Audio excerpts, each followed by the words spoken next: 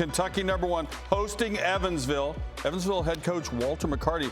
Stan Verrett talked to him. That's on the Late Sports Center. He won a title as a member of the Kentucky team. Here he is against Kentucky. Kentucky struggled with turnovers in the first half.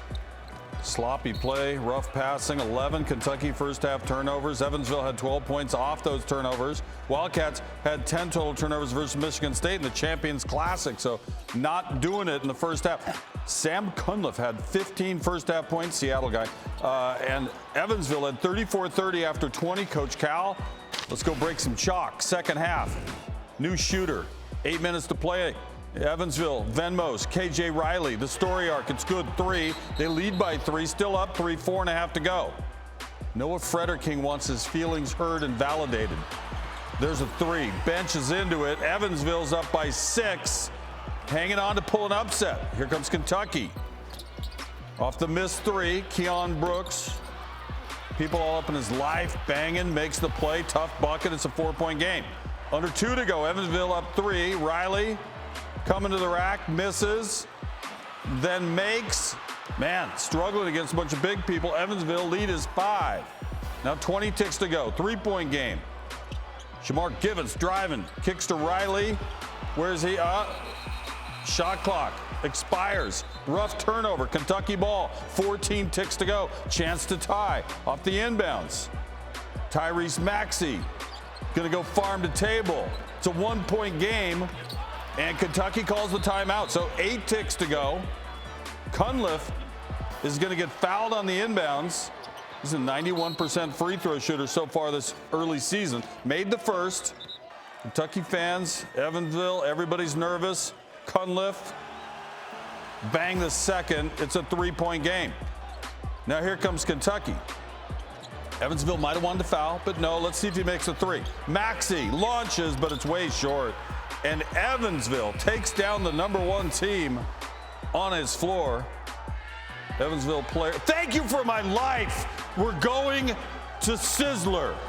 Evansville knocking off Kentucky.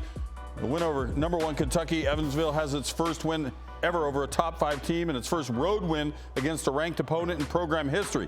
Purple Aces also 25-point underdogs coming into this, making their first win tied for their 3rd largest upset over the past 15 seasons. Walter McCarty now, and where tonight's win ranks for him, probably up there. This is at the top. To be able to come back home and, play against the #1 team in the country and be able to perform the way that we did. I don't know if anything matches this other than winning the national championship, you know. I got a good group of guys, I really do. They love each other, and they're very connected. And with this group, to bring this group in here and to be able to do that, it's just awesome, and that getting better than that. Their team deserved to win. If we would have somehow pulled it out, you know, it would have been, wouldn't even have been fair, because they fought us the whole game, and they were the tougher team. They executed. They made shots and threes and free throws. My hat's off to them. It's hard to do that in this building, but they were more ready to play. He had his team better prepared than I had my team. All right, took it well. Face the music. Kentucky's loss to Evansville. First loss as a #1 to an unranked non-conference opponent at home in program history. Common knowledge. It's the Wildcats' 30th loss as a #1 team. Just means they've been #1 a lot. That's the 3rd most in AP poll history. Let's get an expert involved. Seth Greenberg, we have no use for you because Coach Cal just took your answer. No. How'd they pull this off? Hardest playing, toughest team finds a way to win. Right. Evansville was the hardest playing, toughest team. Now, Kentucky didn't compete offensively or defensively. 11 turnovers in the first half, that's unexcusable. Basically, because they weren't ready to play. And then defensively, you've got to be in a stance on and off the basketball. No pressure on the ball. They never influenced the basketball at all. And watch the guys off the ball, standing straight up and down. Right here, and just a simple little rub here. The guys on the weak side should be getting off the help. Right there at the top, Emmanuel quickly, he's got to shrink and take away that driver lane. No. Nate Sestina gets driven right to the rim. You see right there, Nick Richards, he's laid on help, and they laid in straight line drives, not being in a stance, not influencing the basketball. Poor communication right here. Juzang, Nate Sestina, they run into each other. Look at the guys off the ball. Don't even see the basketball. Laid help, straight line drive, and you get an easy basket in this last play. This is a microcosm of the night. Do a pretty good job.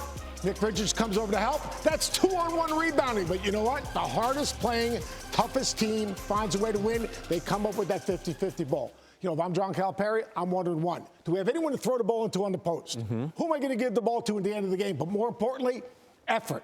He shouldn't be coaching the effort. You beat the number one team in the country. You're a young team. I don't want to hear about the freshmen. Those guys got to be ready to come to compete because they are the biggest game on everyone's schedule, especially in Rupp.